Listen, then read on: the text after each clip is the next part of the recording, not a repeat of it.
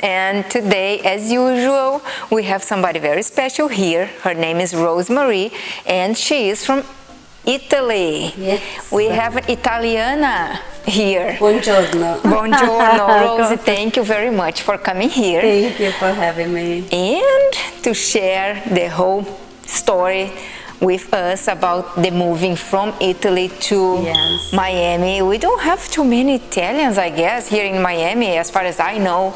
You're the first one that I've met so far. Okay. So let's see. Rosie actually works with luxury properties here in South Florida, and she's an exclusive sales executive here in Privé Island. So this is gorgeous. If you wanna buy, if you wanna take a look at the models, at the units here, you can talk to me, or she's the one always in house, Rose Marie. Yes. Right? Thank you. Yes. Thank you. So tell us a little bit about your story, the transition from Italy to Well, Florida. I didn't really know that I was coming to Miami. It was all a casualty. I was studying in Milano, and I studied modern languages and literature.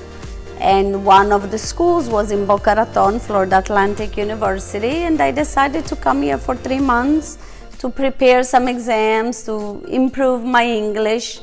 And when I came to Florida, I just fell in love, like I think all of us that live here. I felt like I was in paradise. But you know, then you think, okay, it's a dream, you go back home.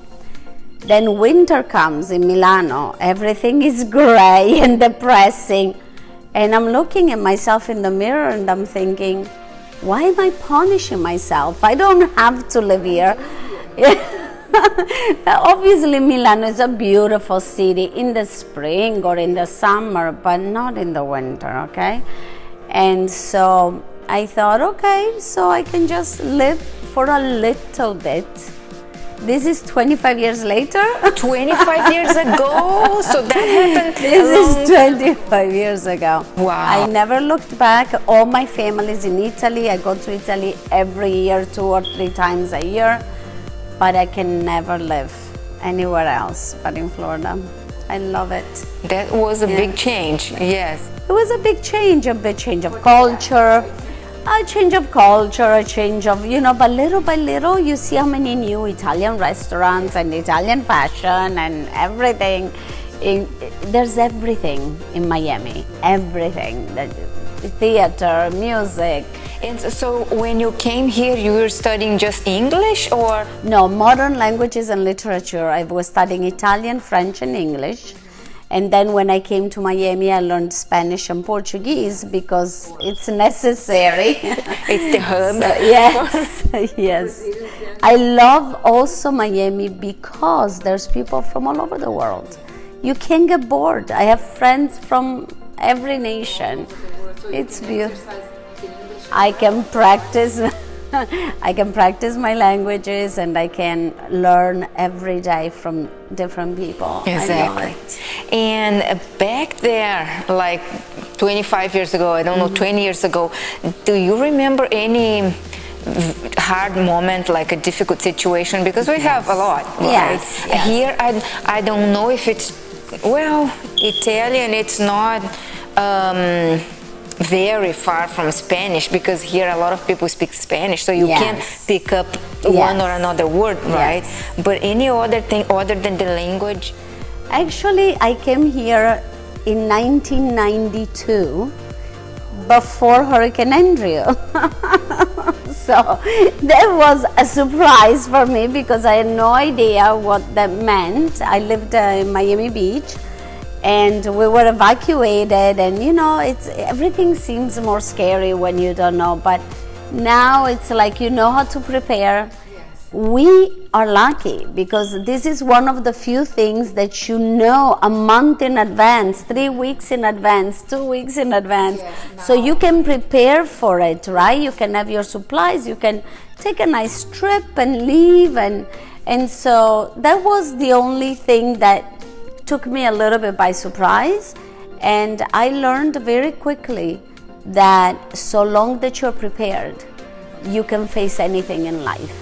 And it's scarier if you're in a place where, I don't know, maybe there's an earthquake or something you don't know in advance that you happen to you without knowing. Because back then, long time ago, because 20 years, yeah, it's right, a little 25, bit. 92, so it's been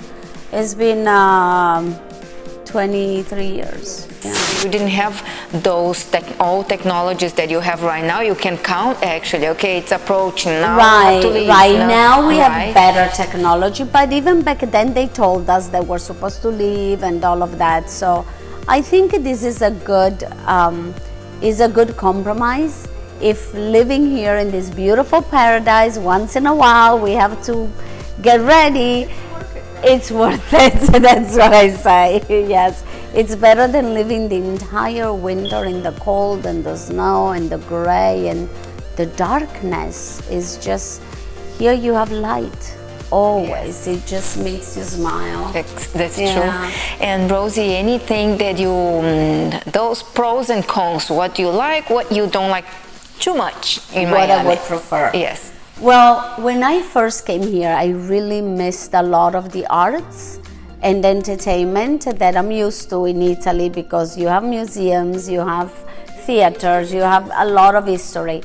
So back then, and this is funny, the Arts Center didn't exist, the Philharmonic Orchestra didn't exist, the museums, the George Perez museums, the Science Museum, none of that existed.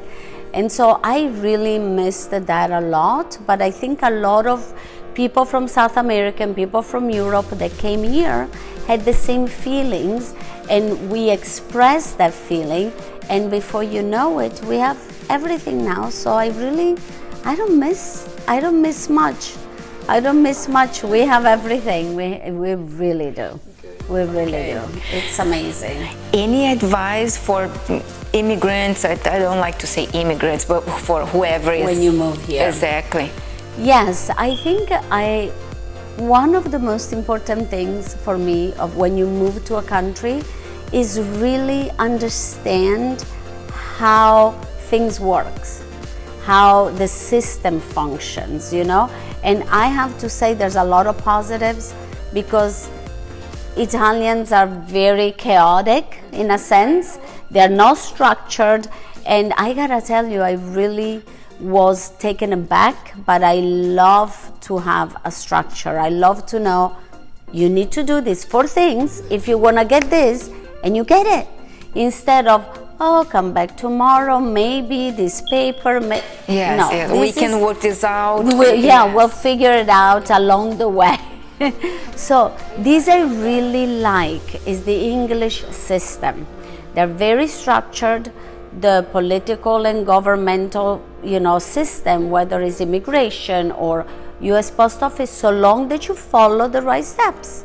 And if you don't know, you can consult with somebody. You can pay for an attorney. If you cannot pay, there's public services that help you consult and just follow the rules. This is one thing we're not used to in Europe, and I'm sure in South America, people, no, I cannot park here, but I'm gonna park anyway. I cannot do this, but so I like the structure because it helps everybody in the long run. I got a bunch of tickets before I realized I couldn't just park wherever I wanted, because in Italy you can leave like 3 cars, one after the other, Very tight that space, yes. And there's rules, so you just gotta get used to it, and I think it's wonderful. It helps you live better. It does. See, blenders, follow the rules, and and I think this is one of the most important things to do. Just follow the rules. Don't try to. Yes. Just to go with the flow, because it doesn't work. It's not the same culture, and here it's just harder. It makes it way harder. Because then what happens if they figure out you're not following the rule, they punish you. And punishment enforced. It's enforced that you can leave your car for half an hour and you're sure you're gonna get a ticket. Anita, you can leave your car for 3 hours and nobody gives you a ticket, so the next time you do it again. So that's part, it's easier, but we have to say at the same time, they make extra parking garages if they see that people can find the parking. So this is another thing I like about Miami. Miami is a new city. It is expanding. It has grown since I've been here. It's a metropolis now, but the cultural of organizing things helps people. Okay, there's not enough parking spaces. Let's build more parking spaces. You're missing a theater. Let's make a theater. Let's raise money and do a foundation. And so you might be missing things, but you can also be part of the change. You can also contribute to make things better if you don't like them. And that's, very important. Yeah. Very nice. Thank you so much, Rosie. And if you like, where we are actually having the interview on one of the models in here at Privé. Yes. So if you want to buy an apartment over here, Rosie is in-house sales executive. Right? Yes, sales executive. Let me tell you quickly. This is an 8 acres private island, and we have 2 beautiful buildings, amenities for every age, from small children to teenagers to grown-ups to elderly people. We have tennis, we have a marina, canoeing, movie theater, you name it, it's here. It feels like you're living away from everything, but the minute you come out the bridge, you're in the middle of Aventura Mall and Lomas Plaza and Fresh Market, and you have everything. So I encourage everybody, this is the American dream of locations. I love real estate. I can't work in a project I wouldn't live in myself. And I tell you, this is fabulous. And everybody should come and see it. Yes. You can get in touch with Rosie. Come and see it. And come and please take a look at it. Luciana. Rosie, thank you so much. So good to see it was you. very nice. And Blenders, please subscribe our channel, give us a like, and keep watching us. Thank you very much.